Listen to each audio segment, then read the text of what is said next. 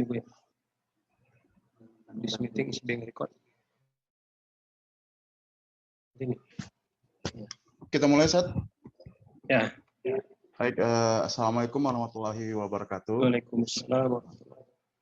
Alhamdulillah, selamat datang para peserta acara launching metode tahfiz MM98 Abiku. Alhamdulillah sudah ada beberapa peserta yang hadir di sini. Mohon maaf apabila ada sedikit keterlambatan karena ada sedikit masalah teknis tadi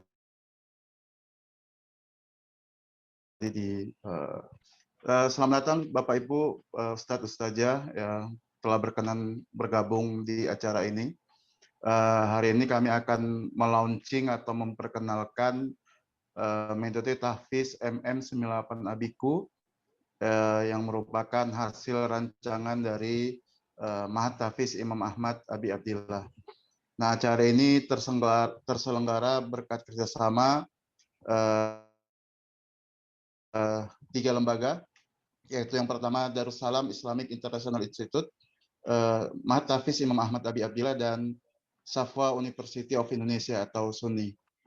Yang bertiga kami bekerja sama untuk memperkenalkan atau melaunching metode tahfiz 98 Abiku. Nah, dalam beberapa waktu ini Bapak Ibu sekalian akan kami perkenalkan ya bagaimana metode Abiku, apa kelebihan atau keunggulan dari metode tahfiz ini sehingga bisa menjamin atau membantu nanti para lembaga tahfiz untuk memastikan lulusannya lulus dalam keadaan mungkin. Nah, Bapak Ibu sekalian, Ustadz dan Ustazah yang telah hadir, pertama sekali mungkin saya memperkenalkan, saya Muhammad Hendra ya di dalam Islamic International Institute atau yang dikenal DIN. Ya mungkin sebagian Ustadz dan Ustazah Bapak Ibu di sini sudah ada alumni DIN dan sudah mengenal kami apa itu DIN, Darussalam Islamic International Institute. DIN itu merupakan adalah lembaga pelatihan atau pendampingan yang bergerak di bidang atau di sisi pendidikan kaum muslimin. Ya kami DIN sudah beberapa kali melaksanakan, salah satunya adalah pelatihan metode tahfiz profesional, yaitu penerapan dari MM98 Abiku yang sudah 3 kali kami laksanakan di tahun yang lalu, dan juga pelatihan manajemen pendidikan khususnya pendidikan Islam. Nah, kami bertempat di Kota Medan.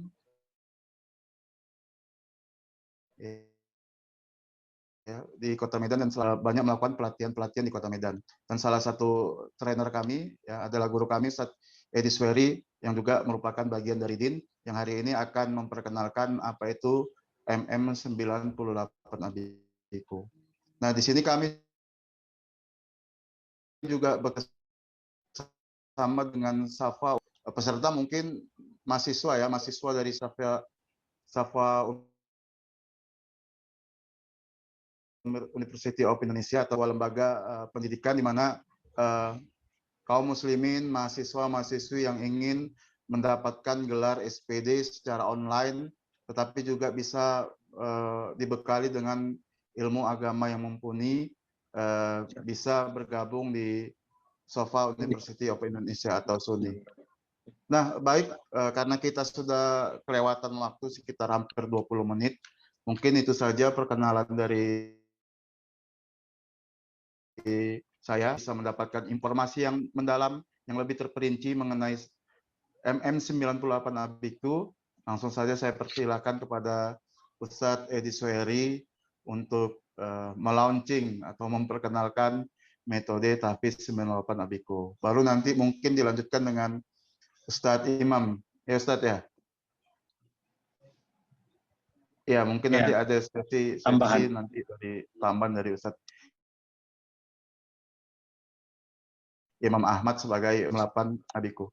Tabala Ustadz, materi yang saya serahkan kepada Ustadz Edi Sweri. Nah, kita mungkin nanti ada dua materi. Nanti kita lanjutkan dengan tanya jawab sebelum waktu sholat asar untuk daerah Medan sekitarnya. Kepada Ustadz Edi Syari, saya persilakan Ustadz. Assalamualaikum warahmatullahi wabarakatuh. Alhamdulillah, asyhadu an la ilaha illallah, asyhadu anna Muhammadan abduhu wa rasuluh, alladzi la nabiyya ba'da, amma ba'd. Ya ayyuhalladzina amanu taqullaha haqqa tuqatih wa la tamutunna illa wa antum muslimun. Teman-teman yang saya hormati, saya cintai, ketemu kita di dalam majelis ini, majelis maya namanya ya. Ada beberapa yang saya kenal ya, terbaca namanya, mudah-mudahan ke depan bisa kita sambung silaturahim kita dengan tatap muka atau dengan kegiatan apalah yang sekiranya bermanfaat untuk kita semua. Di sini saya lihat ada siapa di sini? Ada Ustadz Sukron Lillah, ada Ustadz Fadli, ya, Ustadz Fakhri, ada siapa lagi sini? Ustadz Latiful Ilham, ya.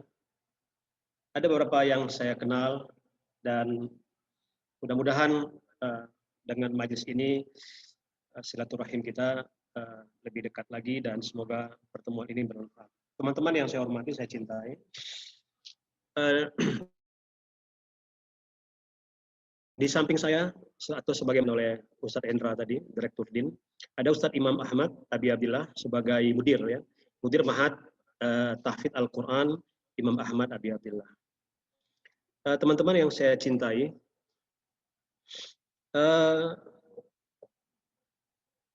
kegiatan kita pada hari ini adalah launching metode tahfidz Al-Quran. Sesungguhnya metode tahfidz Al-Quran MM yang kita sebut dengan MM98 Abiku ini sudah sering kita latihkan, ya, atau sudah beberapa kali lah kita latihkan kepada para guru, baik di dalam seminar-seminar yang diinisiasi oleh DIN, Darussalam Islamic International Institute, ataukah yang diinisiasi langsung oleh pesantren, ya. Ada beberapa pesantren yang memang secara khusus meminta kita untuk memformat atau membangun metode tahfidz yang ada di sekolah mereka. Teman-teman, ada sebuah pertanyaan, ya, yang selalu saya terima ketika berkunjung ke beberapa lembaga pendidikan, apakah lembaga tahfidz Al-Quran, ataukah pesantren, ataukah sekolah-sekolah yang di situ diajarkan menghafal Al-Quran. Apa pertanyaan yang sering sampai kepada kami? Bagaimana metode tahfidz itu? Bagaimana metode menghafal Quran? Ya. Atau ada yang bertanya secara spesifik, bagaimana metode mudkin? Apa bedanya, ya, metode dengan metode mudkin? Ya. Metode menghafal itu secara klasik kita mengenal ada 6 metode. Ya. Ada yang disebut dengan metode talaki, ada metode tasmi, ada metode kitabah, ada metode mu'aradah, ada metode talqin, ada metode murojaah. Nah, ini metode-metode klasik ini sering dikenal sebagai metode menghafal Quran. Ya. Metode menghafal Quran. Nah, adapun MM98 Abiku ini adalah metode bagaimana agar hafalan Al-Quran kita itu menjadi mudkin. Ya, itu bedanya. Ini tidak bermakna, ya, tidak bermakna bahwa metode metode mudkin MM98 Abiku ini lepas dari metode klasik menghafal Al-Quran kan tadi, ya, metode talaki yang pertama, yang kedua metode tasmi, yang ketiga metode kitabah, yang keempat metode mu'aradah, yang kelima metode talqin, dan yang keenam adalah metode murojaah. Tidak terlepas dari itu, ya, kita menggunakan 6 metode itu secara sempurna. Nah, adapun MM98 Abiku adalah metode bagaimana hafalan yang kita punya itu menjadi mungkin. Ini yang pertama. Yang kedua, teman-teman, kami ingin memperkenalkan apa sesungguhnya MM98 Abiku itu. MM98 Abiku itu adalah singkatan daripada metode Mudkin. MM itu singkatan daripada metode Mudkin atau matematika menghafal. Karena memang di dalam dalam pengelolaan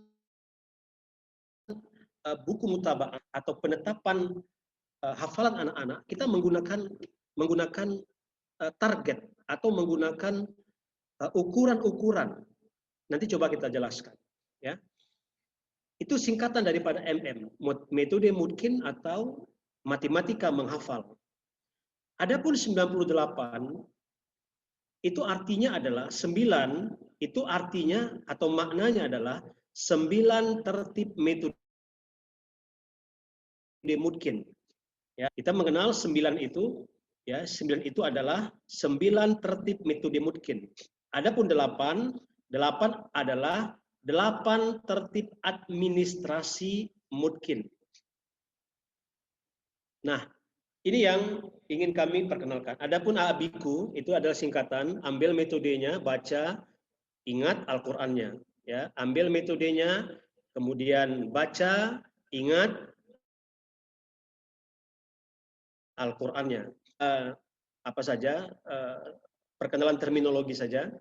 Kemudian yang bahagian yang ketiga yang juga ingin kami sampaikan, apa sebenarnya inti daripada metode MM98 Abiku itu. Abiku. Tadi kami sudah menyampaikan, ya, bahwa metode Mudkin 98 itu atau katakanlah 98 itu adalah singkatan dari Mudkin dan 8 tertib administrasi metode Mudkin. Itu intinya sebenarnya. Nah, yang pertama, 9 tertib metode Mudkin. Kita di dalam pengelolaan tahfidz Al-Quran, ya, atau kita di Mahat Tahfidz Al-Quran Imam Ahmad Abi Abdillah itu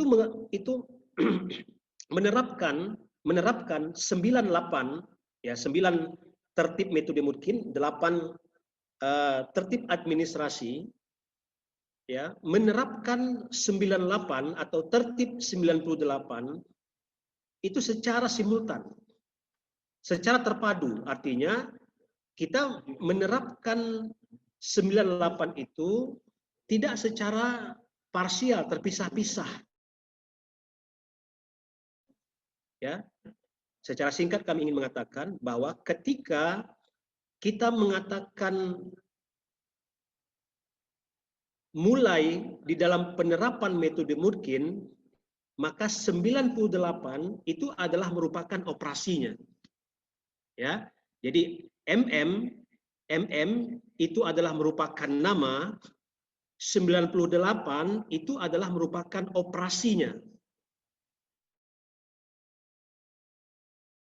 Ya, kalau boleh kita mengaku 8 itu adalah merupakan teknis, ya, teknis operasional dari pelaksanaan menghafal Al-Quran untuk Mudkin. Nah, apa yang 9 itu? Apa yang dimaksud dengan 9 tertib metode Mudkin? Yang pertama adalah tertib orientasi dan visi Mudkin. Teman-teman, kenapa kita memasukkan atau menyebutkan bahwa tertib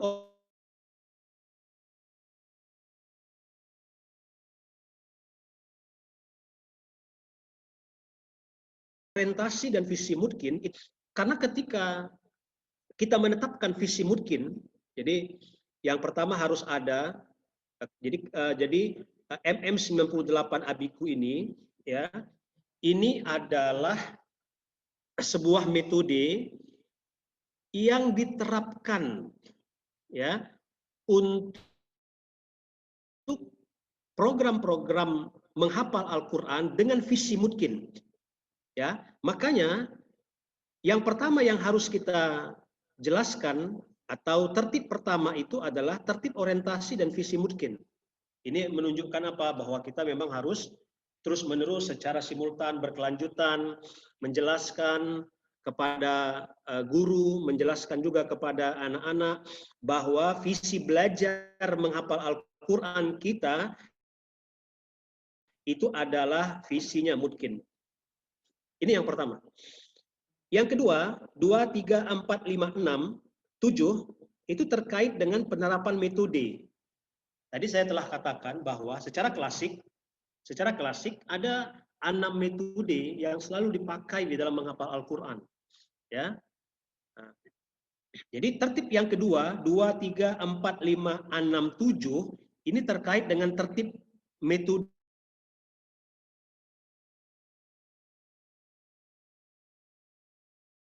menghafal.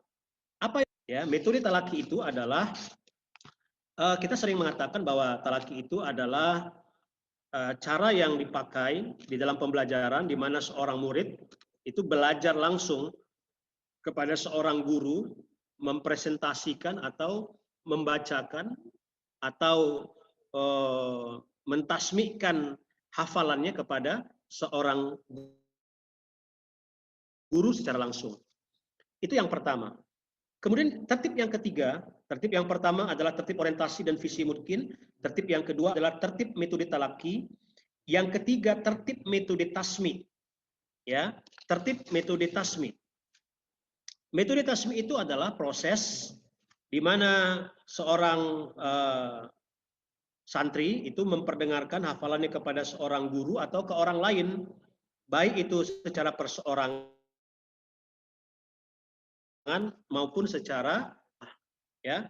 Kita menyebut ya bahwa metode tasmi ini itu mirip seperti setoran hafalan baru. Kita menyebutnya dengan SB di sini. Ya, kita menyebutnya dengan SB. Kemudian tertib yang keempat adalah tertib metode kitabah. Saya ulang kembali ya bahwa teman-teman di tertib yang ketiga metode tasmi ya kita sebut saja metode dalam istilah kita adalah setoran hafalan baru. Jadi target setoran hafalan baru kita di Ma'had Tahfidz Al-Quran Imam Ahmad itu 1 hari 1 lembar atau 1 hari itu 2 halaman. Kemudian yang keempat adalah tertib metode kitabah. Ya, metode kitabah ini dikenal juga dengan istilah Rasmul Quran. Ya. Rasmul Quran. Jadi metode kitabah ini kita mungkin pernah membaca atau pernah belajar bagaimana metode menghafal Al-Quran yang berkembang di wilayah Mediterania. Ya, di mana mereka menggunakan papan-papan tulis. Ya, jadi setiap santri itu memegang lauh namanya. Kalau kita di sini mungkin disebut papan apa? Papan dada atau papan apa nama itu? Papan yang sering kita gunakan untuk ujian ya. Nah, tapi kita menggunakan mushaf tulis ya. Kita menggunakan mushaf. Nah, untuk apa? Ya, lagi-lagi metode kitabah ini kita pakai untuk upaya memungkinkan hafalan. Itu targetnya 1 hari 1 lembar. Ya, target menulis. Jadi apa yang dibaca oleh anak-anak itu yang dituliskannya. Jadi di Imam Ahmad, anak-anak yang telah selesai 30 juz hafalannya, maka dia juga wajib menyelesaikan Rasmul Quran. Ya, dia juga wajib menyelesaikan tulis Al-Quran 30 juz. Kemudian tertib yang kelima adalah tertib metode mu'aradah. Teman-teman mungkin agak sedikit asing ya dengan istilah mu'aradah ini. Ya, mu'aradah ini kalau boleh kita contohkan di dalam kegiatan pembelajaran di Imam Ahmad itu seperti menyambung ayat, ya, menyambung ayat, kegiatan menyambung ayat dalam kegiatan estafet. Jadi selalu kita memprogramkan untuk setiap pekan, ya, untuk setiap pekan ada kegiatan halakoh. Jadi dalam halakoh itu kita membuat sebuah program estafet dan sambung ayat. Jadi umpamanya dalam satu halakoh itu ada 5 orang, maka santri yang pertama kita tetapkan dulu bahwa yang dibaca adalah juz 1, maka santri yang pertama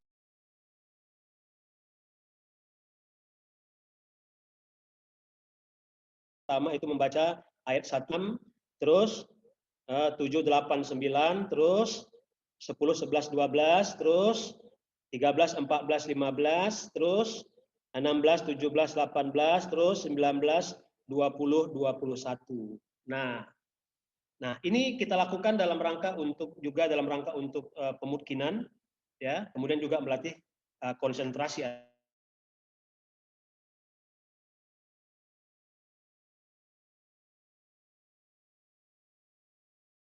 anak-anak.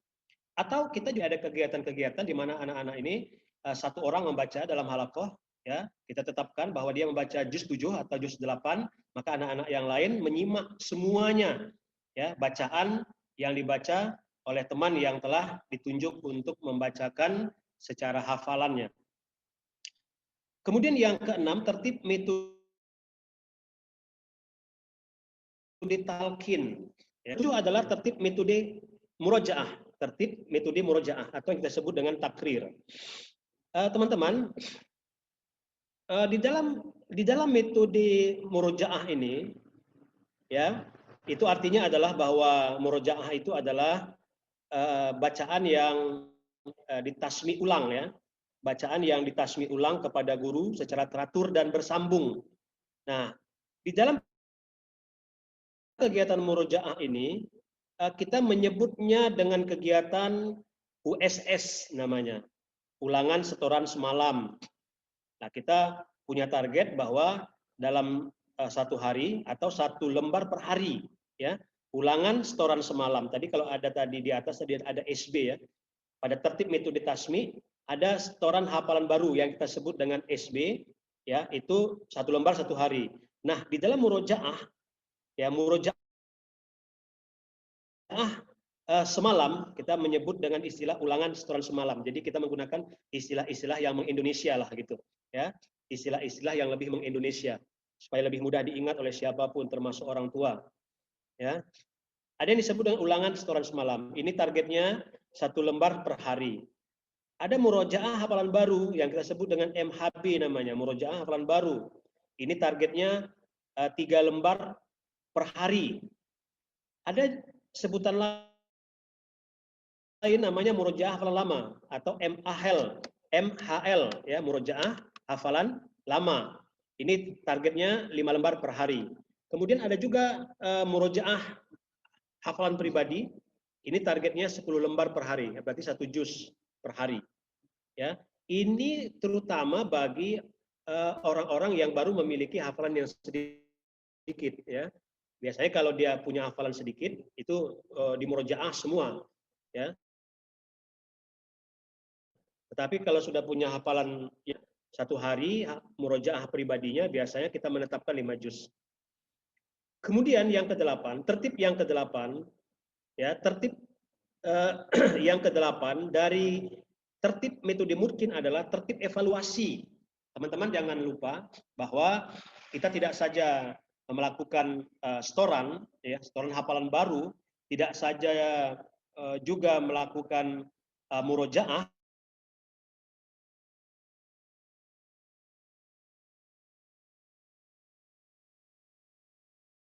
Ada 4 bentuk murojaah, ya, yang lama, kemudian murojaah pribadi, hafalan pribadi. Nah, ada yang ke-8, yang penting kita lakukan adalah tertib evaluasi. Ini adalah tertib yang ke-8. Tertib evaluasi ini menyangkut 2 hal. Yang pertama tertib persiapan ujian dan yang kedua adalah tertib ujian. Nah, apa saja bentuk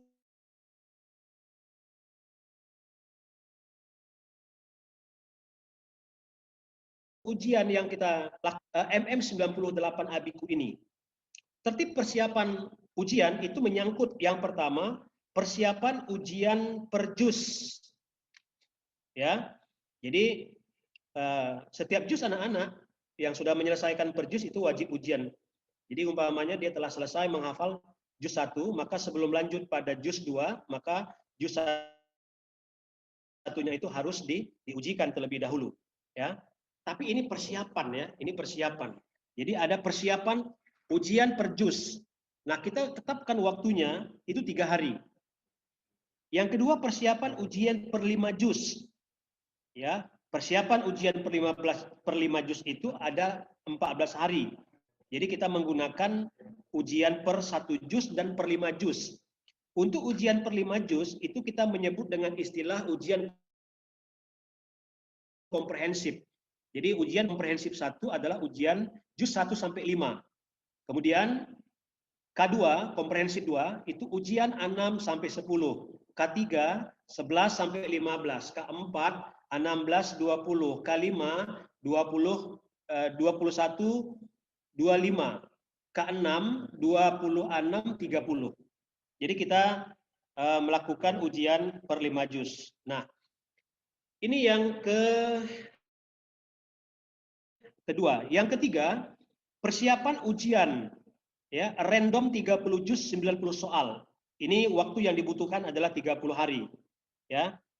Kemudian yang keempat, persiapan ujian 30 juz.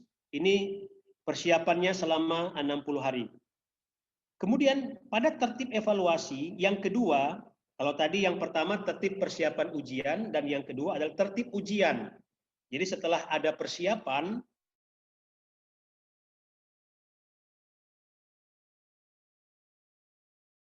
jadi setelah ada persiapan, contohnya yang keempat dia ujian. Begitu juga dengan persiapan, kalau ada persiapan ujian per 5 juz 14 hari lamanya, ya, 14 hari lamanya, maka hari yang ke-15 itu adalah ujian per 5 juz. Jika ada persiapan ujian random 30 juz 90 soal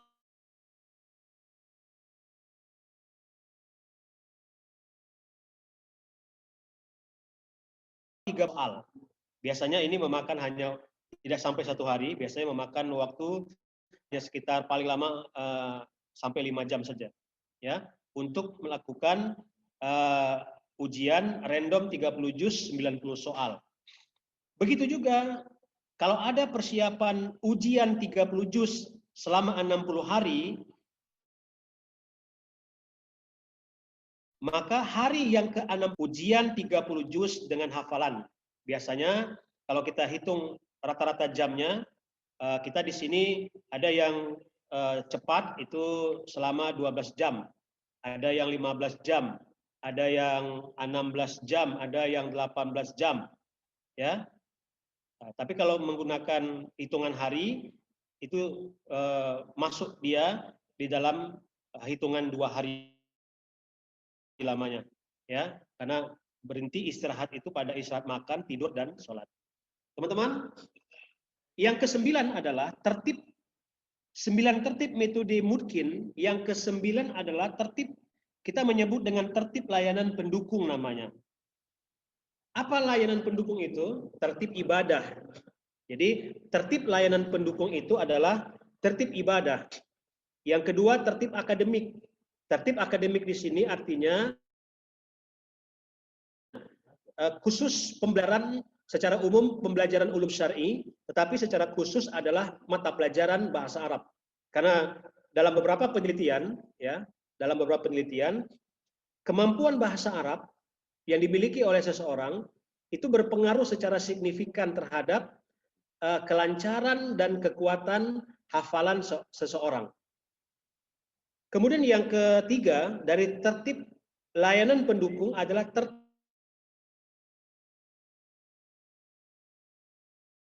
tahsin Al-Quran. Mudkin, ya, Mudkin itu juga dibangun di atas bacaan Al-Quran yang baik.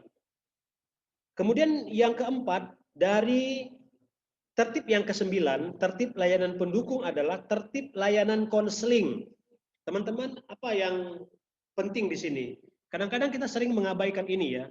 Kebanyakan sekolah atau lembaga-lembaga khusus menghafal Al-Quran itu mengabaikan perlunya layanan konseling.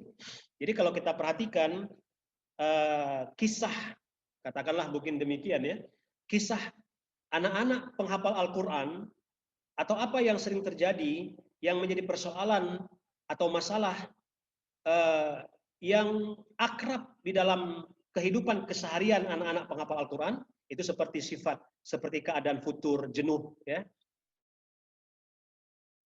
Jenuh mungkin disebabkan beban hafalan mungkin ya, atau disebabkan oleh ketidakmampuan menghafal, tidak mencapai target dan lain sebagainya. Maka bimbingan konseling itu menjadi penting sebagai bentuk layanan kepada para santri ya, yang tujuannya adalah membantu para santri untuk menyelesaikan masalah-masalah mereka. Apakah masalah kepribadian, ya, masalah belajar, masalah sosial, ataupun masalah karir yang mereka hadapi. Teman-teman, ini adalah 9 tertib metode Mudkin MM98 Abiku. Adapun yang 8 itu artinya adalah 8 tertib administrasi metode Mudkin. Di dalam pembelajaran kita bukan saja terlibat dengan aktivitas belajar mengajar, ya, tetapi penting bagi kita untuk mengelola administrasi pembelajaran. 8 tertib administrasi metode Mudkin yang kita kembangkan di dalam MM98 Abiku ini adalah, yang pertama adalah tertib pengelolaan buku laporan tasmi hafalan baru. Ya, tertib pengelolaan buku laporan tasmi hafalan baru yang kita sebut dengan SB.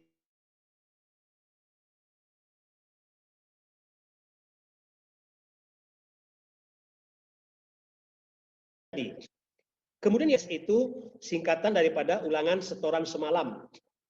Yang ketiga, tertib pengelolaan buku laporan MHB dan MHL.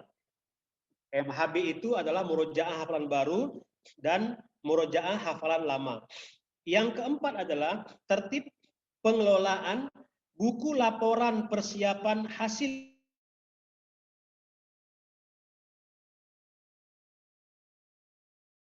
ujian per juz, ya, persiapan hasil ujian per 5 juz. Yang keenam, tertib pengelolaan buku laporan persiapan dan hasil.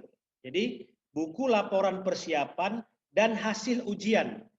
Saya ulang nomor 4 ya. Tertib pengelolaan buku laporan persiapan dan hasil ujian per juz. Tertib pengelolaan buku laporan persiapan dan hasil ujian per 5 juz. Yang keenam, tertib pengelolaan buku laporan persiapan dan hasil ujian random 30 juz atau yang kita sebut dengan ujian komprehensif 7. Yang ketujuh adalah tertib pengelolaan buku laporan persiapan dan hasil ujian 30 juz. Kita menyebut dengan istilah ujian komprehensif 8. Dan yang ke-8 adalah tertib yang ke-8 adalah tertib pengelolaan buku absensi. Teman-teman, yang terakhir ya ingin saya katakan, jika ada yang bertanya begini, apa yang secara spesifik ya, apa yang secara spesifik membedakan metode MM98 Abiku ini dengan yang lain, ya, secara spesifik. Kalaupun dikatakan bagi kami 98 itu sudah secara spesifik ya. Kita punya kekhasan 98 itu maknanya adalah 9 tertib metode Mudkin, 8 tertib administrasi Mudkin. Nah, ada yang lebih spesifik lagi. Apa? Bahwa metode Mudkin 98 ini ya, kelebihannya dari yang lain, yang pertama dia lebih terprogram. Ya, kita lebih terprogram. Jadi tidak ada sebuah kegiatan pembelajaran pun yang tidak terprogram, artinya yang tidak terencana, atau kegiatan pembelajaran yang dilakukan secara tiba-tiba. Nah, itu yang pertama. Yang kedua, bertarget. Ada target, kelebihannya. Jadi di beberapa kunjungan saya di Mahat Tahfiz, saya tanya, apakah di sini ada target hafalan per hari? Mereka mengatakan tidak ada. Jadi ada Mahat Tahfiz sehari dengan alasan bahwa anak-anak dipersilakan untuk melakukan setoran hafalan baru berdasarkan kemampuannya. Teman-teman, bagi kami target itu adalah sesuatu yang penting. Ya, menetapkan target adalah sesuatu yang penting. Ya, target ini kalau di sekolah kita mengenal dengan istilah KKM ya, KKM. KKM itu makna artinya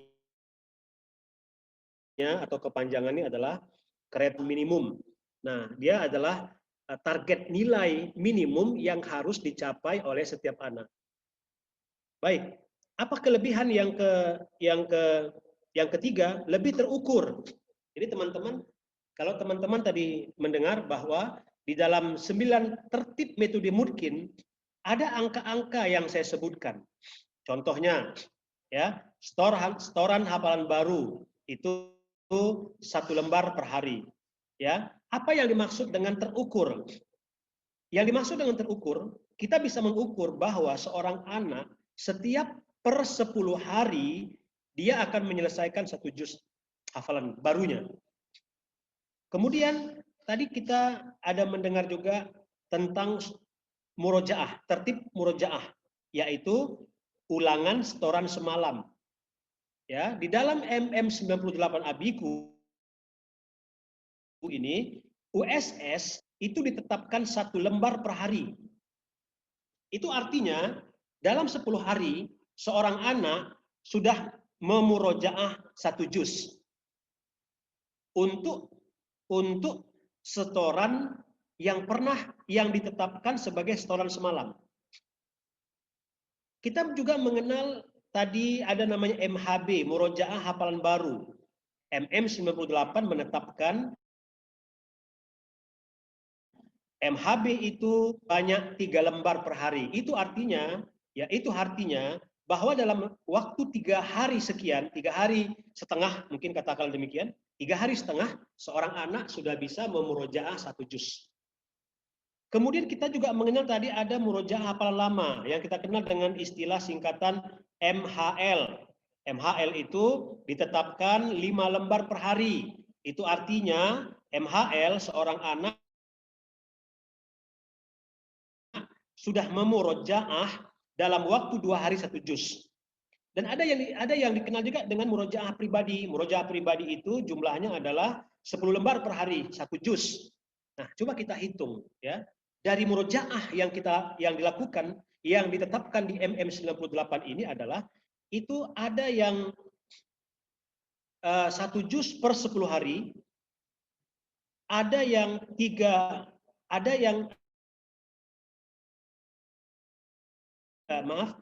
juz per 10 hari pada USS, ada yang 1 juz per 3 hari itu pada MHB, 1 juz per 2 hari itu ada pada MHL, dan 1 juz 1 hari. Coba bayangkan itu teman-teman, ya, kalau anak-anak kita itu punya target rata-rata per 2 hari mereka, ya, per 2 hari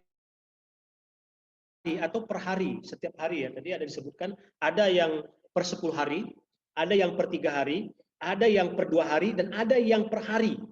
Itu artinya ya bahwa proses pemutkinan itu tidak lepas dari program murojaah. Kemudian apa yang menjadi kelebihan kita? Terdata. Ya, jadi kita menggunakan data-data untuk mengukur keberhasilan seorang anak. data itu terwujud dalam bentuk apa? Dalam bentuk pengelolaan tertib 8 administrasi mungkin. Nah, dengan adanya data, maka kita mudah mengontrolnya. Jadi, yang pertama kelebihannya terprogram, kemudian bertarget, kemudian yang ketiga terukur, yang kelima, yang keempat terdata, yang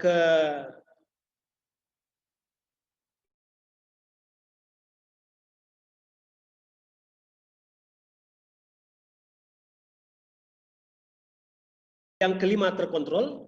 Bagian yang saya katakan juga menjadi kelemahan, ya, kelemahan banyak lembaga-lembaga tahfidz di dalam pengelolaan kegiatan pembelajarannya, ya.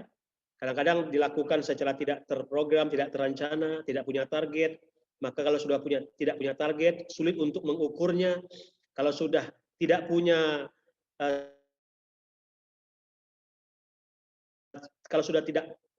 nah itu artinya bahwa terdapat kelemahan di dalam pengelolaan administrasi. Maka jika demikian sulit untuk melakukan pendataan prestasi. Kalau sudah tidak ada data, maka tidak mudah atau sulit untuk melakukan pengawasan atau kontrol. Jika demikian, maka sulit juga bagi kita untuk melakukan evaluasi. Teman-teman, selanjutnya yang menjadi kelebihan, ya, yang menjadi kelebihan dari MM98 tadi, seperti yang saya katakan tadi, saya ingin menambahkan sedikit lagi, ada yang kita sebut dengan terukur, ya. Apa itu contohnya? Seperti pada tertib yang ke-8, tertib evaluasi, yaitu pada tertib persiapan ujian. Di situ kita menetapkan hari, jadi bukan saja kita menetapkan lembaran-lembaran yang harus dihafal, tetapi kita juga menetapkan hari, hanya persiapan ujian perjus, itu persiapannya 3 hari, ya, itu ada hitungannya. Kenapa 3 hari? Ya, jadi kita membuat hitungan-hitungan ini itu secara cermat, ya, ada hitungannya, ada ukurannya, ya. Persiapan ujian perjus itu 3 hari, ada ukurannya gitu, ada target hari. Kemudian persiapan ujian per 5 juz 14 hari. Kenapa 14 hari? Hitungannya ada. Kemudian ada yang disebut dengan persiapan ujian random 30 juz, 90 soal. Berapa hari? 30 hari. Kenapa 30 hari? Ada hitungannya. Kemudian yang terakhir persiapan ujian 30 juz selama 60 hari. Kenapa 60 hari? Itu juga ada hitungannya. Ya, itu juga ada hitungannya. Nah, ini semua tidak lain dalam upaya mematangkan. Jadi tertib evaluasi pada tertib persiapan ujian ini dilakukan dalam rangka untuk mematangkan hafalan anak-anak. Jadi kita boleh mengatakan bahwa, ya, pematangan itu adalah proses pemungkinan dari hafalan anak-anak kita. Teman-teman, sisa waktu mungkin bisa kita untuk dialog, ya. Sepertinya kalau seandainya ada tambahan dari Ustadz Imam, tapi kata Ustadz Imam kita coba dialog saja untuk pendalaman, ya, pendalaman. Dan bagi teman-teman yang sekiranya karena ini adalah merupakan launching, kita hanya menyampaikan bahagian-bahagian yang terlihat saja, tidak detail, ya. Tetapi pendalamannya tentu ini bisa kita lakukan dengan pelatihan-pelatihan tatap muka tentunya. Kami kembali kepada Ustaz Indra. Baik, terima kasih kepada Ustaz Edi Suheri atas pemaparan atau perkenalan apa sih itu metode MM98 Abiku. Yang insya Allah sebagian besar kita sudah pahami, ya, mengenai 9 tertib administrasi mungkin dan 8 tertib administrasi mungkin, gitu Ustaz, ya. 8 tertib mungkin dan 9 tertib mungkin, 8 tertib administrasi mungkin. Nah, mungkin dari Ustadz Ustazah, Bapak Ibu sekalian, ada yang ingin bertanya, ya, karena di sini kita tidak mungkin jelaskan lebih detail terlalu, karena luas ya, banyak cakupan-cakupan, sehingga mungkin itu perkenalan sedikit dari Ustadz Edi Suheri. Nah, apabila ada yang ingin ditanyakan, silakan tafadhol Ustadz dan Ustazah sekalian. Bisa melalui chat atau ditanya langsung. Mohon maaf Ustadz, ingin bertanya langsung. Silakan. Iya, silakan saja. Kami dari Rumah Tahfiz Asani Darul Abqariyin Sulawesi Barat, Ustadz. Masya Allah. Kami ingin tanya, tadi kami menyimak dari awal dan mencatat, alhamdulillah tadi ada yang belum tertib metode talqin. Kemudian pertanyaan yang kedua tentang tertib evaluasi, menyangkut dua hal, persiapan ujian dan ujian. Dari persiapan ujian per juz hingga persiapan ujian 30 juz. Pertanyaannya, apa itu dilakukan berkesinambungan Ustadz selama 1 bulan? Jadi dimulai dari per juz 3 hari, kemudian selanjutnya per 5 juz, atau waktunya terpisah Ustadz? Baik, terima kasih Umi Dini ya, Umi Dini Cici ya. Bukan Ustadz. Oh, Athani Darul Abqariyin. Iya Ustadz. Nah. Masya Allah ya. Ini kalau nggak salah pernah ngechat saya juga ya. Oh iya Ustadz. Syukron apa Baik ya, yang pertama ya tentang tertib metode talqin ya. Metode talqin ini juga bahagian yang inherent ya, yang menyatu di dalam program pembelajaran dan yang memberikan dukungan pada pemungkinan hafalan. Jadi kalau kita lihat apa itu sebenarnya metode Murkin, yaitu metode Murkin itu adalah cara pengajaran hafalan yang dilakukan oleh seorang guru dengan membaca satu ayat atau ayat-ayat tertentu ya, lalu ditirukan oleh sang murid secara berulang sehingga memang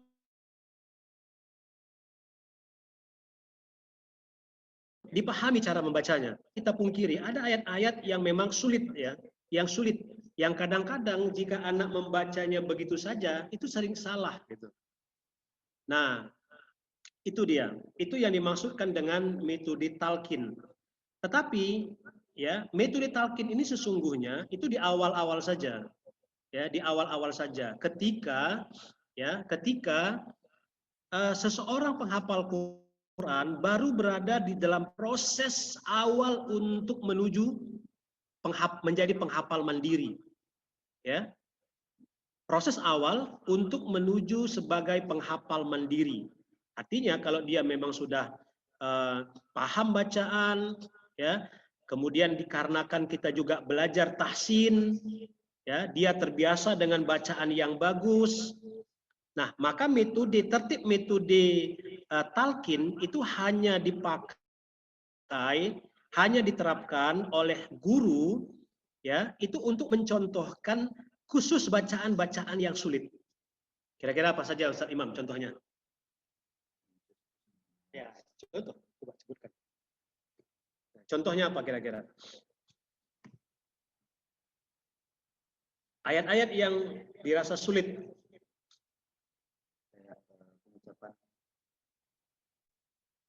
Seperti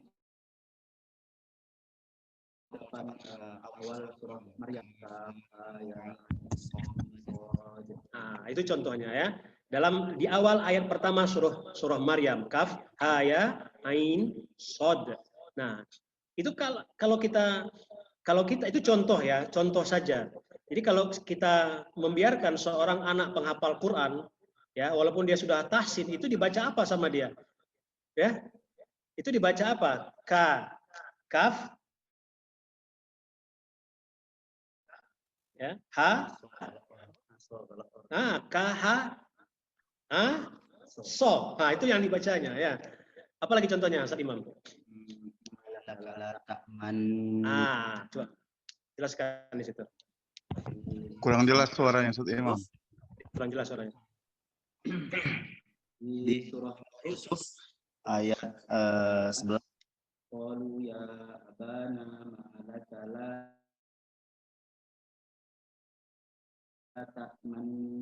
ada lisan, ada gerak bibir yang memang tidak biasa, ya. Ada bacaan, ya, yang gerak bibirnya itu tidak biasa atau tidak mengikuti gerak bibir, tidak mengikuti irama.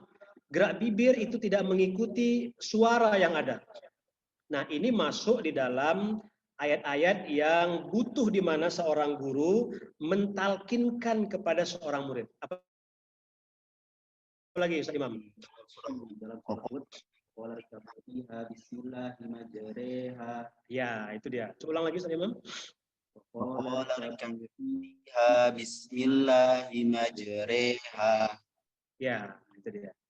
Itu contohnya, ya. Kemudian yang kedua tadi pertanyaannya tentang persiapan ujian ya ya. Tentang tertib evaluasi.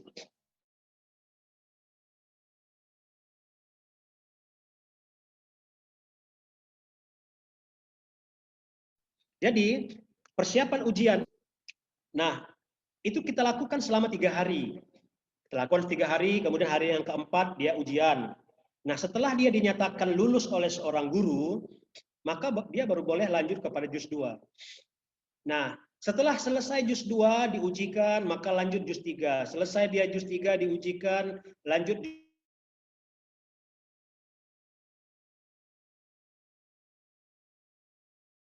juz 4. Setelah 5 diujikan, maka masuklah persiapan ujian per 5 juz.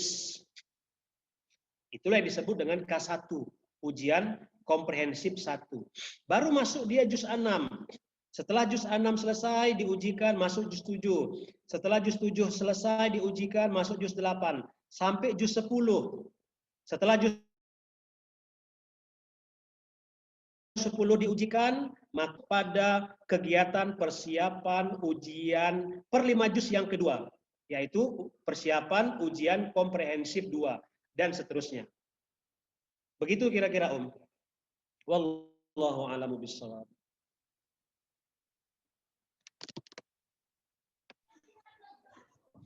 Baik, terima kasih Ustadz. Semoga Umi yang bertanya bisa memahami. Kalau memang belum jelas bisa ditanyakan lagi dan sekaligus membuka sesi tanya jawab kepada peserta yang lainnya, teman-teman yang lainnya. Dipersilakan. Ustaz Endra, boleh minta waktu itu ada Ustaz Julfami. Ustaz Julfami Adiatma, silakan Ustaz Julfami. Bagaimana? Ini Ustaz Julfami adalah owner dari Rumah Tahfidz Al-Quran Zaid bin Sabit di Labuhan Batu, menerapkan metode ini. Ya. Mungkin saya kepingin dulu bagaimana Ustaz Julfami, sudah lama nggak ketemu. Terakhir ketemu 1 bulan yang lalu atau 2 bulan yang lalu. Ya. Tapi sudah lama tuh bagi Buya. Iya Bu ya. Kayaknya bisa butuh kemari lagi nih Bu ya, insyaallah. Silakan. Baik, terima kasih kepada Buya Edi Suheri dan Ustadz Imam Ahmad ya. Sekaligus Pak Hendra dari sini ya Pak Hendra ya. Baik ya. Kedengaran Bu ya? Ya. Ya alhamdulillah. Sebenarnya maaf, perkenalan dulu ya. Saya Zulfahmi Adiatma, SPDI. Saya adalah owner dari Rumah Tahfidz sekaligus TK IT Alam Zaid bin Sabit yang terletak di Kabupaten Labuan Batu Utara, Sumatera Utara. Sebenarnya saya bermuamalah dengan Buya Edi ini sudah cukup lama dan metode MMA Biku sudah dapat bocoran sedikit gitu, cuman masih ilegal gitu ya. Artinya kita belum dapetin langsung dari Buya, hanya sharing-sharing aja. Dan kita terapin itu pun belum pelatihan khusus ya. Jadi ya bisa dibilang belum sah-sah sekali lah dulunya gitu, gitu ya. Jadi dalam hati saya ini harus dilegalkan ini. Artinya harus ada jangan curi-curi ya. Jangan curi-curi ya. Nanti susah malah nggak bebas nanya. Buya pun nggak gamblang jawabnya nanti begitu ya. Jadi kurang lebih 1 bulan yang lalu ya, 1 bulan lewat sepertinya, 1 bulan yang lewat, hampir 2 bulan yang lalu lah, kita belajar langsung dengan Buya Edi dan alhamdulillahnya bisa di custom pula ya. bekerja sama dengan Ustadz Imam Ahmad. Arti di custom itu maksudnya adalah sesuai dengan kebutuhan lembaga, dan pada waktu itu lembaga kita tuh butuhnya, contoh nih, kalau di rumah Quran rumah tafsir lembaga Quran di Imam Ahmad bin Abi Abdillah itu adalah konteksnya per juz ya, per juz, dan situasinya mondok atau ya mondok ya. Nah, di rumah tahfiz kita itu tidak mondok, dan rata-rata anaknya itu berkisar umur SD, TK, SD, dan SMP. Nah, ini kan menjadi variasi yang sangat berbeda ya, bisa jadi hafalannya juga interval yang berbeda. Nah,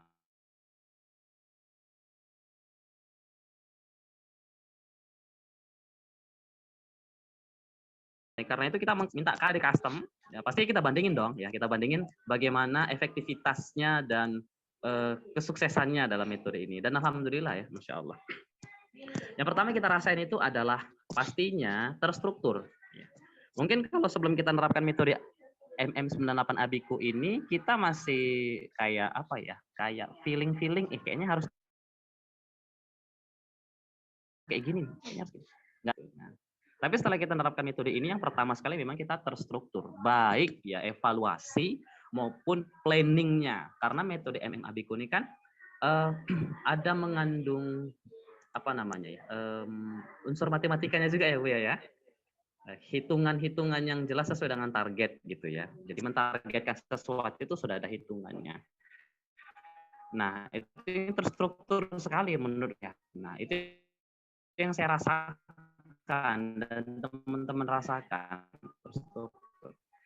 Nah, setelah kita rasa itu, baru kita gimana ya. Nah, alhamdulillahnya ya dengan perencanaan yang begitu matang dari metode ini, pastinya insya Allah ada peningkatan hafalan yang signifikan dari anak, dan ada juga tanggung jawab lebih dari guru, bahwasanya anak saya ini harus hafal nih, harus hafal sekian.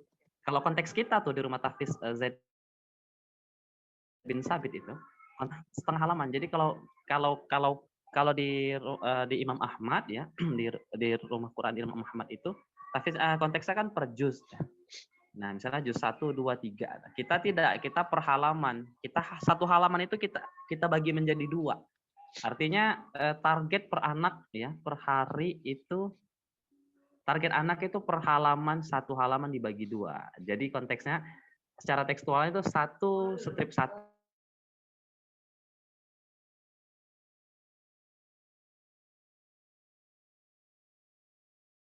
Artinya halaman pertama dengan nilai 9 atau 8 misalnya. Halaman kedua tapi masih lembar yang sama. Nah, seperti itulah dia terstrukturnya. Dan karena kami juga masuk 6 hari dalam satu pekan, 5 hari, Senin, Selasa, Rabu, Kamis, Jumat, dengan durasi beberapa jam saja, jadi saya sama Ustadz Imam Ahmad itu berdialog sampai jam 3 subuh kayaknya ya.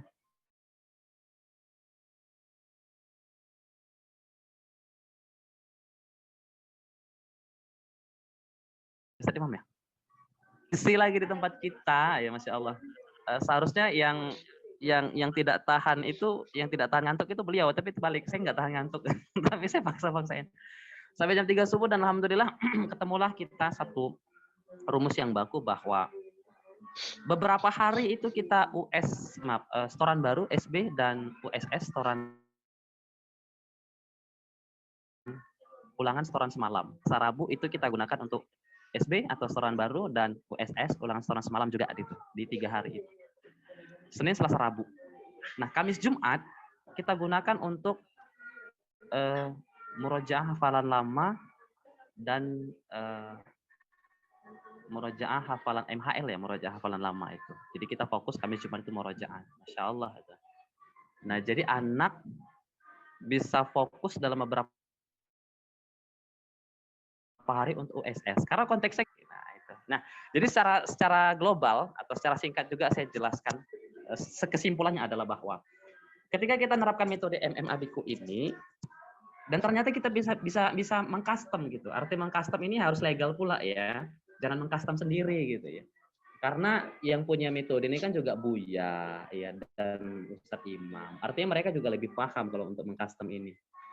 Dan sebenarnya kita juga sama bagaimana anak kita, makanya alangkah baiknya itu kolaborasi kalau kita ingin mengcustom. Nah, dikhawatirkan kalau kita mengcustom sendiri itu lari dari konsep dan lari dari prinsip. Nah, ini kita hindari. Jadi Ustadz Fahmi dan teman-teman yang lain, saya ingin mengatakan istilah custom yang dipakai oleh Ustadz Jul Fahmi tadi adalah bahwa sesungguhnya MM98 Abiku itu punya kekhasan, ya. Tetapi penerapannya itu kita punya asas, namanya asas fleksibilitas namanya. Gitu kira-kira ya, Ustaz Jul Fahmi ya. Betul sekali Buya. Ya, jadi kita MM98 punya kekhasan, tetapi penerapannya asas fleksibilitas itu akan sangat kentara. Artinya penerapan MM98 itu bukan saja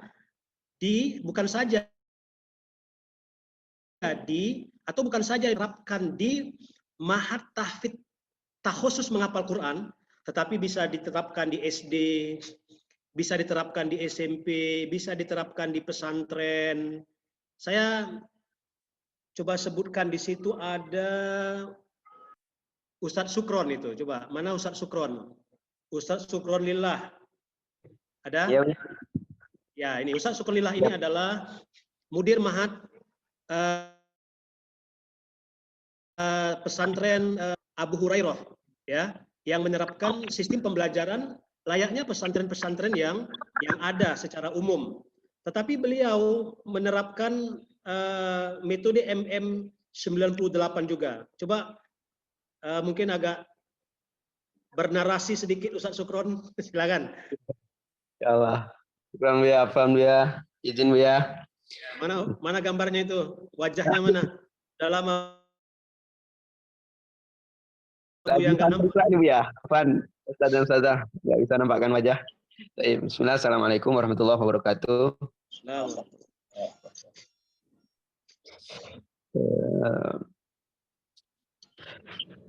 Ana sekarang bertugas di salah satu madrasah aliyah yang bentuk boarding school. Dan untuk penerapan program ini, seperti Buya bilang, cocok di semua kalangan dan tidak hanya di takhusus. Dan Ana memilih untuk meringkas atau modifikasi dari program awalnya. Ada yang Ana kurangi, ada yang Ana tambahin, dalam arti dari program secara umum sangat membantu. Dan alhamdulillah Buya, udah berjalan dari tanggal 4 Agustus sampai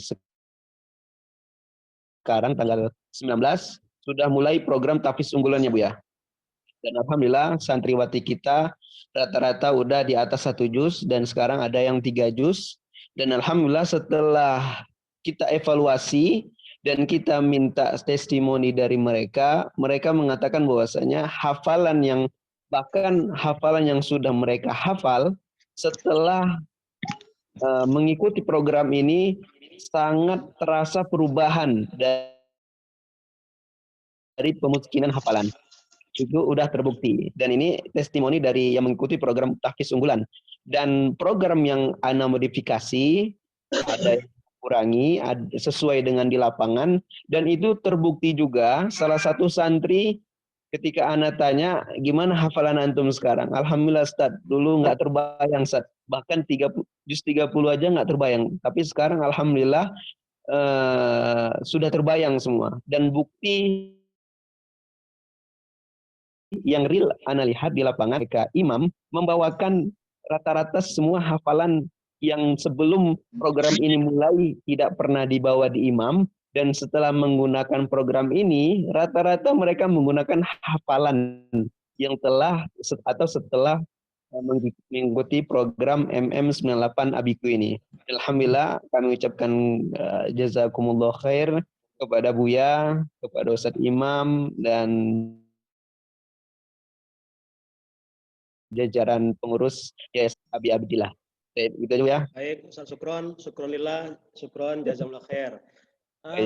Ada Ustadz Fadli, silakan dari itu naik ke mobil ya. Nah, Ustaz. Fadl, silakan Ustaz. Assalamualaikum warahmatullahi wabarakatuh. Waalaikumsalam. Hati-hati sedang nyupir. Afwan Ustaz nyetir, tapi nggak apa-apa. Pengen juga ngobrol nih ke kawan-kawan. Gimana progres pesantren kami, hafalan anak-anak setelah ngikutin program yang kemarin Ustaz. Ya. Dan alhamdulillah, jadi karena sebelum buka pesantren dulunya,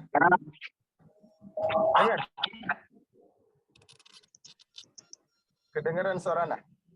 Afwan. Putus. Kedengaran Ustaz. Kalau dari sampai Labuan Batu Utara. Kedengeran ya? Dulu sebelum buka pesantren, Nana juga udah belajar ke sana sini gimana metode yang bagus untuk menghafal santri, untuk menghafal Al-Quran, dan Nana juga memang praktisi menghafal Al-Quran. Nah, jadi setelah beberapa metode yang kami terapkan di pesantren, alhamdulillah yang progresnya itu melesat, itu metode ini alhamdulillah. Dan kami tak mengganti metode itu sampai sekarang. Masih itu yang tetap dipakai, dan alhamdulillah santri juga udah ada yang sampai 6 juz, 8 juz, padahal baru jumpa kita kemarin. Dan alhamdulillah mungkin. Masya Allah. Dan tadi begitu anak-anak diuji coba, diujiankan, dan dibawa bagus hafalannya. Memang ada beberapa yang harus kami follow up sebenarnya langsung ke Ustadz Edi Suheri dan juga Ustadz Imam Ahmad. Kami berharap adanya lagi pelatihan. Gitu Ustadz. Jazakumullah. Baik, Ustadz Fadli. Tuh, Ustadz Endra ya, kedengaran Ustadz Endra? Dengar. Tinggal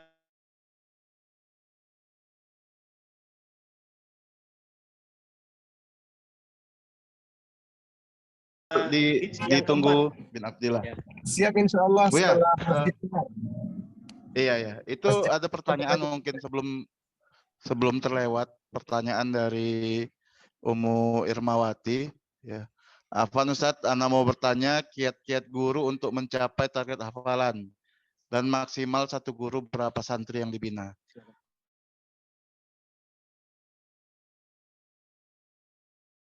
Ini guru Mana dia Pak ya? Agak ke tengah dari tadi soalnya belum terjawab. Kiat-kiat guru untuk mencapai target hafalan. Maksudnya cara guru, ya. Cara guru atau ini untuk guru ke murid atau guru ya? Mencapai target. Untuk santrinya Ustadz, bagaimana supaya santri tersebut target hafalannya Ustadz? Dan kadang kami terkendala Ustadz, pada saat membina anak-anak itu hanya ada 1 orang atau 2 orang itu yang bisa Ustadz. Seperti itu. Baik. Ustazah, kita juga di sini ya membekali guru-guru dengan pelatihan. Ya, karena pelatihan guru-guru itu bahagian hak mereka. Jadi guru itu hak guru itu adalah mendapatkan pelatihan atau pengembangan human resource ya dari kepala sekolah. Salah satu bentuk pelatihan yang kita berikan kepada guru selain tentunya pelatihan MM98 Abiku ini, guru juga kita bekali dengan pelatihan leadership. Ya.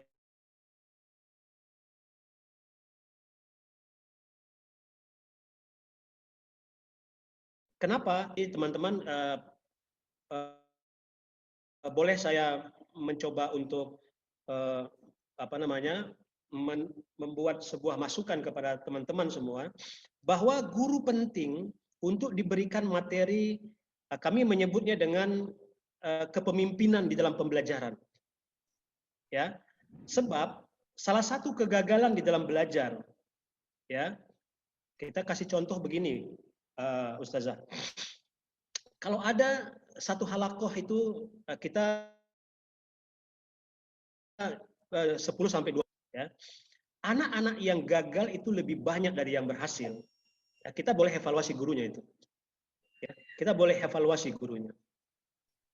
Ya, bagi kita pentingnya mengevaluasi guru karena disebabkan banyaknya anak-anak yang gagal di dalam halakohnya. Nah, kita dalami lagi apa yang menjadi sebabnya, sebab kegagalan itu. Kita melihat kegagalan itu adalah dikarenakan beliau tidak memiliki kematangan di dalam kepemimpinan. Apa efeknya?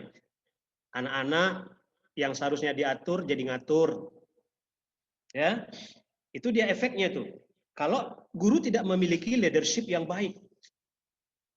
Nah, kemudian yang kedua, apa sebab yang kedua? Yang kedua, guru bisa jadi tim. Dia tidak terbiasa bermain di dalam tim. Maka kita dalam setiap penerimaan guru-guru baru, kita selalu kasih orientasi, kasih pelatihan. Artinya, mungkin bahasa saya begini, Anda boleh pernah punya pengalaman mengajar tahfidz Al-Quran di tempat yang lain. Tetapi ketika Anda masuk kemari, Anda harus ikuti budaya kita. Ya. Pengalaman Anda cukup berharga ya untuk menjadikan diri Anda matang sebagai guru. Tetapi kita punya budaya yang juga harus dihormati dan harus dijalankan secara bersama. Itu artinya bahwa kita punya metode, dia punya metode, guru punya metode, itu tidak serta-merta boleh diterapkan di wilayah pembelajaran kita. Nah, itu boleh jadi tidak tercapai target karena guru bermain di dalam tim, dan yang kedua tidak taat pada metode yang telah digariskan, yang menjadi blueprint, yang menjadi cetak biru daripada lembaga pendidikan kita. Itu yang ketiga. Yang keempat boleh jadi guru tidak, lembaga atau guru tidak menjadikan layanan konseling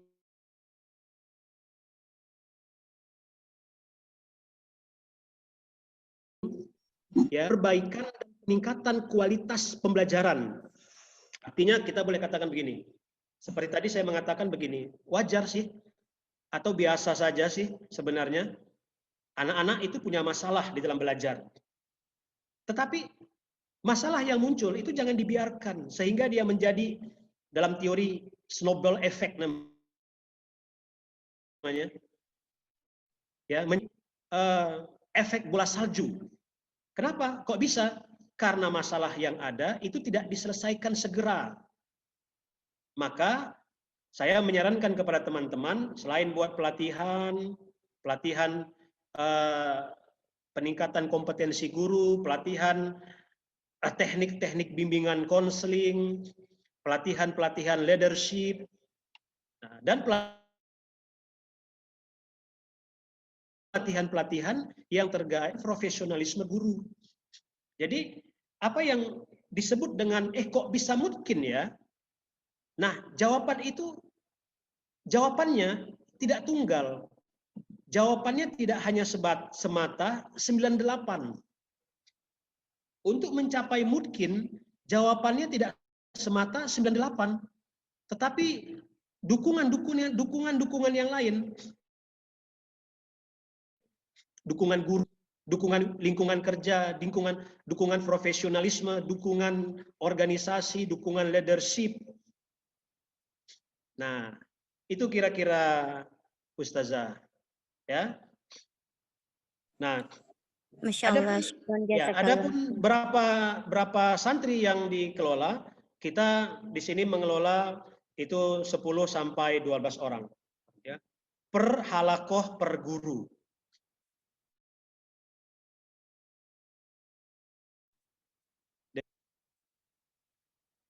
Ustazah ini di mana nih, di Sulawesi mana? Saya di Sulawesi Selatan, Ustadz, Bantaeng. Ya, bolehlah kita ke sana jalan-jalan. Siap, Ustadz. Masya Allah. Boleh kita bantu, Ustazah. Boleh kita bantu. Diajak. Masya Allah. Terima kasih banyak, Ya. Ustadz. Karena sampai sekarang ini, alhamdulillah ya, kita yang sudah mengikuti pelatihan kita selama setahun, sebagaimana yang diinisiasi oleh Ustaz Endra Didin tadi, Darussalam Islamic International Institute itu, lebih kurang ada lebih 60 ya rumah tahfidz, pesantren, sekolah yang sudah mengadopsi ya. Tadi kalau Ustaz Sukron tadi istilahnya mengadopsi ya, tetapi tetap memiliki kekhasan sama seperti dengan Ustaz Julfahmi. Ya, MM98 punya kekhasan, tetapi dalam penerapannya itu kita menganut asas fleksibilitas, di mana saja bisa diterapkan. Di TK juga bisa. Ustadz, satu lagi, apakah metode ini bisa digunakan untuk sekolah negeri? Bisa, Ustazah. Bisa, bisa. Tidak ada tempat yang tidak bisa. Ya. Siap, Ustadz. Ya, syukron jazakallah, Ustadz. Ya, assalamualaikum. Waalaikumsalam.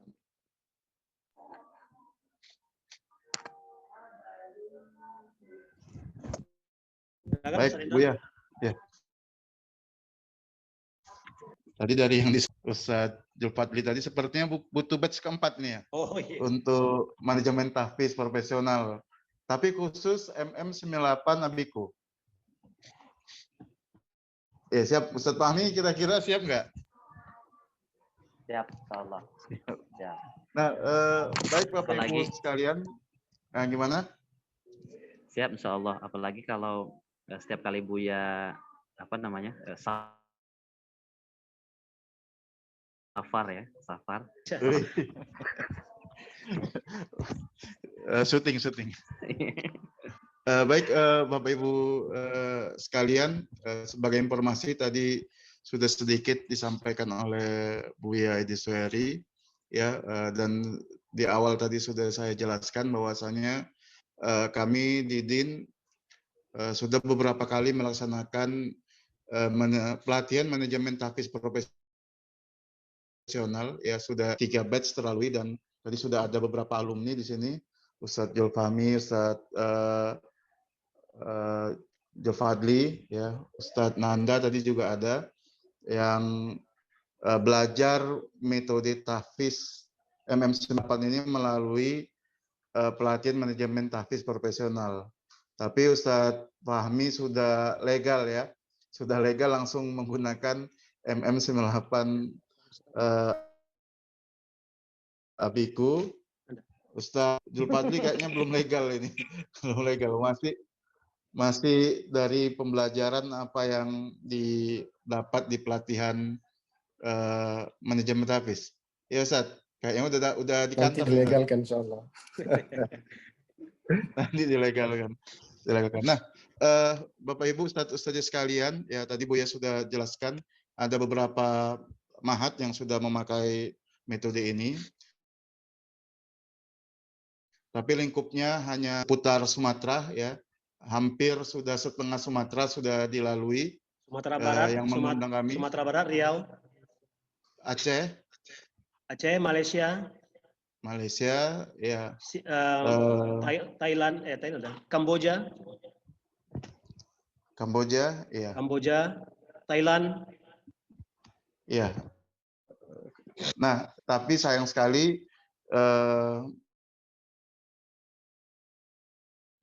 belum sampai Jawa, Kalimantan, Sulawesi dan kota-kota lainnya di Indonesia. Nah, ada beberapa yang menghubungi saya secara pribadi ya, khususnya di Pulau Jawa untuk mengundang kami ya untuk mengadakan pelatihan manajemen tahfiz di Jawa khususnya ya, tapi memang beberapa hal belum terpenuhi. Jadi mungkin teman-teman di Jawa kalau memang mau belajar langsung MM98 Abiku, ya mungkin bisa beberapa mahat tahfiz berkolaborasi bersama untuk mengundang kami ke Jawa. Itu Ustaz ya? Atau secara pribadi juga boleh. Ustazah Irmawati, Ummu Tolhah juga bisa Seperti itu Ustazah, seperti yang disarankan oleh Ustaz Endra tadi. Siap Ustaz. Masya Allah. Kolaborasi. Mungkin ada yang mau bertanya lagi? Tafadhol, silakan Ustaz dan Ustazah. Ana tanya Pak En. Iya, ya. Ustaz. Baik. Untuk ini ya sudah kan kita sudah Siapa? Ikut pelatihan gitu ya. Jadi secara pedagogik Allah. Besarkan sedikit Ustaz suaranya. Jadi kan kita sudah ikut pelatihan ya. Jadi alhamdulillah implementasikan gitu. Tinggal lagi beberapa seperti kepengawasan di dalam yang kita pelatihan itu kan dalam konteks administrasi. Jadi untuk kepengawasan kan ada format tersendiri tuh kayak raport guru tuh Bu ya. Raport guru. Kira-kira yang sudah ikut pelatihan bisa dapat nggak Bu ya? Ulang Ustaz Zulfami. Nah, jadi gini, untuk menjaga stabilitas dan kualitas di ma'had atau rumah Quran masing-masing yang sudah ikut pelatihan maupun yang sudah sharing sama Buya. Jadi sepertinya kalau saya pribadi membutuhkan format kepengawasan untuk apa istilahnya ya, untuk guru-guru ya, untuk kebawahan gitu ya, Buya ya. Supervisi. Supervisi ya, instrumen supervisi, Pak. Instrumen supervisi. Nah, kira-kira apakah alumni-alumni ini bisa dapat itu Bu ya, kira-kira termasuk raport guru Bu ya. Bisa insya Allah. Iya Bu ya. Tapi saya mau dia ada pertemuan gitu. Iya, Afwan teman-teman ya. Apakah ada sharing khusus gitu Bu ya? Insya Allah kita siap bantu teman-teman semua di dalam pengelolaan pembenahan lembaga pendidikan ya. Jadi ada sebuah kisah sama seperti permintaan Ustaz Zulfami. Dia bilang begini sama saya. Ada seseorang yang bilang begini, Buya Ustaz, mintalah format ini, saya kasih. Ya, format ini minta instrumen ini saya kasih, minta itu segala macam saya kasih. Lantas suatu hari saya diundang untuk memberikan pelatihan di pesantrennya, di sekolah itu ya. Ini kejadiannya di Riau itu ya, di Riau. Atau di beberapa tempat di Medan saya kasih. Kemudian suatu hari saya berkesempatan diundang untuk memberikan sebuah pelatihan judulnya kepemimpinan dalam pembelajaran. Di sela-sela makan siang saya nanya itu, Ustaz, Pak, itu kemarin berkas-berkas administrasi seumpama A, B, C, D, instrumen itu dan segala macam yang telah diminta kemarin yang saya berikan, apa sudah diterapkan, sudah dijalankan? Dia bilang sama saya, belum Ustaz. Kenapa? Waduh, terlalu banyak katanya. Terlalu banyak yang dibagi, jadi saya bingung mana yang harus menjadi prioritas. Itu yang kedua, yang pertama. Yang kedua, karena terlalu banyak yang diberikan, saya juga nggak tahu itu kegunaan berkas-berkas itu bagaimana, kegunaannya untuk apa dan bagaimana cara menggunakannya. Nah, ini efek dari apa? Efek dari tidak terkomunikasikannya secara baik atas penggunaan berkas instrumen yang diberikan. Jadi oke, kita kasih, tapi saya mau itu dikomunikasikan sehingga teman-teman bukan hanya dapat berkas, file berkas, tetapi juga teman-teman menjalankan itu dalam program pendidikan. Teman-teman efektif ya. Efektif artinya berkas dapat digunakan pada kondisi dan keadaan yang tepat. Gitu kira-kira Ustaz Zulfami. Owners. Iya. Amin. Makasih Buya.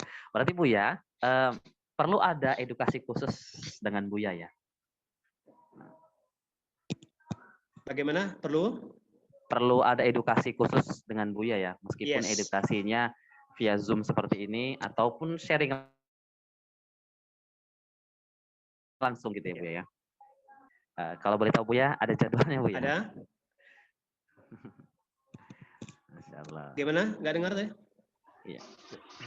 Berarti ada edukasi khusus dengan Ya. Buya. Ya, benar. Baik Seharusnya edukasi demikian. via Zooming maupun via offline.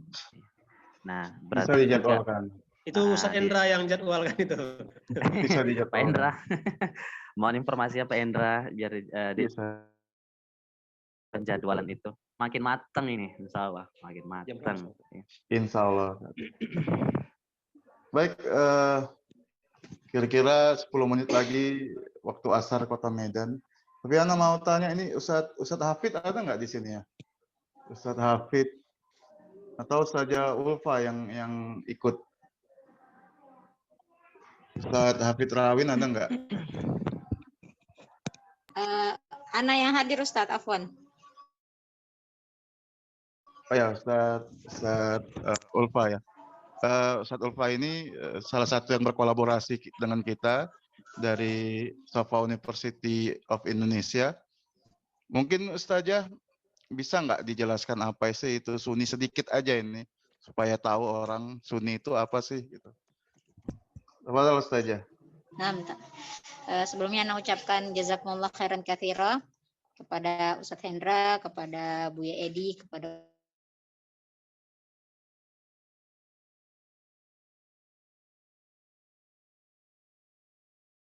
Ustadz Imam Ahmad, dan juga bilang ini ya, daurah singkat ya kalau kami bilangnya Ustadz ya. Pelatihan online terkait metode menghafal Al-Qur'an. Kami kalau Sunni sendiri itu, Ana mohon waktunya menjelaskan singkat terkait Sunni. Kami ini adalah cabang dari Jami'ah Shafwa yang ada di Mesir.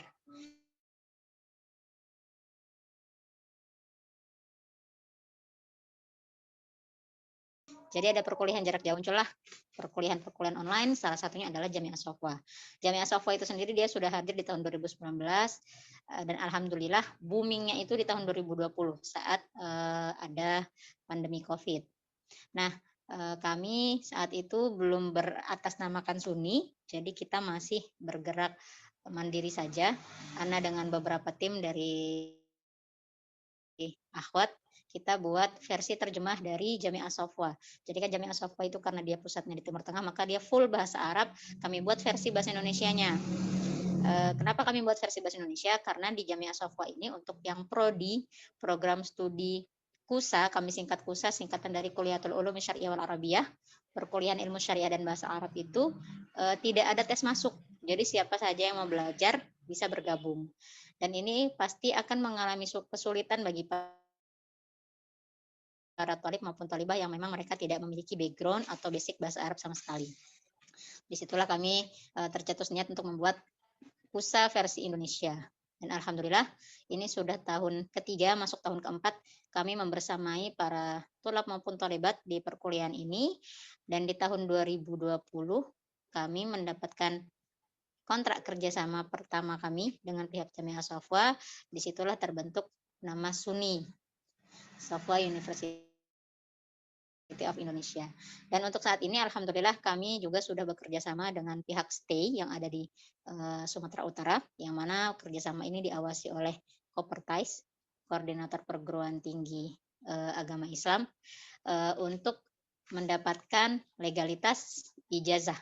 Karena Jami'ah Shafwanya ini belum mu'tamad atau belum mendapatkan izin di Mesir, maka buat thalib maupun thalibah yang berkuliah di Jami'ah Shafwa tapi mereka pengen punya gelar dan pengen punya ijazah yang diakui oleh pemerintah Indonesia, maka kami mengadakan kerjasama tersebut. Nah, untuk prodinya kita selain ada KUSA yang kami singkat tadi dari Kuliatul Ulum Syariah wal Arabiyah, kita juga ada prodi lain PAI, Pendidikan Agama Islam, ada juga Ahwalus Syakhsiyah, nanti konsentrasinya ke hukum keluarga, dan terakhir ada hukum ekonomi syariah. Kalau untuk hukum ekonomi syariah atau HES kita fokusnya nanti ke muamalat. Dan alhamdulillah juga di KUSA ini Ustadz Imam Ahmad juga jadi thalib Jami'ah Shafwa ya Ustadz ya? Iya, Ustazah. Ustadz Imam Ahmad dan istri. Masya Allah. Ya, untuk pengurusnya Ustadz Hadi Munawar, beliau salah satu rekan kerja Ana di Lipia Medan. Ada juga Ustadz Hafid, beliau sebagai, harusnya beliau sebagai wakil mudir, insya Allah menyusul. Dan juga insya Allah nanti kita mau ada kerjasama dengan MTA Imam Ahmad untuk realisasinya seperti apa. Mungkin akan tahun depan ya Ustaz Imam Ahmad ya. Insya Allah, biiznillah. Mungkin itu saja dari Ana Ustaz Hendra. Sebelumnya Ana mohon maaf sudah mengambil waktunya nih. Ana kembalikan kepada Ustadz Hendra untuk keberlangsungan acara. Baik, terima kasih Ustazah Ulfa atas pemaparannya. Bagi yang ingin berkenalan atau tahu langsung mengenai Pusat Indonesia, linknya Ana sudah berikan di chat kita ya. Di situ ada link Instagram Pusat Indonesia, lalu link Facebook Darussalam Islamic International Institute, dan link Mahat Tahfiz Imam Ahmad ya untuk mengikuti perkembangan berita-berita dari 3 lembaga ini. Baik Bapak Ibu, Ustaz dan Ustazah, waktu sholat asar di Medan dan di beberapa kota sepertinya sudah masuk ya. Sepertinya launching atau perkenalan metode tahfiz MM98 Abiku kami selesaikan sampai di sini. Ya, untuk rekaman ya nanti selain akan kami share di grup yang sudah Bapak Ibu masuki, juga dapat dilihat langsung di YouTube Imam Ahmad TV ya, yang juga saat ini sedang baik. Bapak Ibu sekalian, Ustadz dan Ustazah, terima kasih pemaparan dari Ustadz Edi Suheri, Ustadz Imam Ahmad, dan testimoni dari beberapa Ustadz. Terima kasih, semoga kita bisa bertemu di lain waktu. Bagi yang ingin bertanya langsung mengenai metode tahfiz MM98 Abiku juga bisa melalui nomor HP yang kami berikan tadi, 0852 781 90200. Tutup dengan kafaratul majelis. Subhanakallahumma wabihamdik, asyhadu alla ilaha illa anta, astaghfiruka wa atubu ilaik. Assalamualaikum warahmatullahi wabarakatuh. Waalaikumsalam. Warahmatullahi wabarakatuh.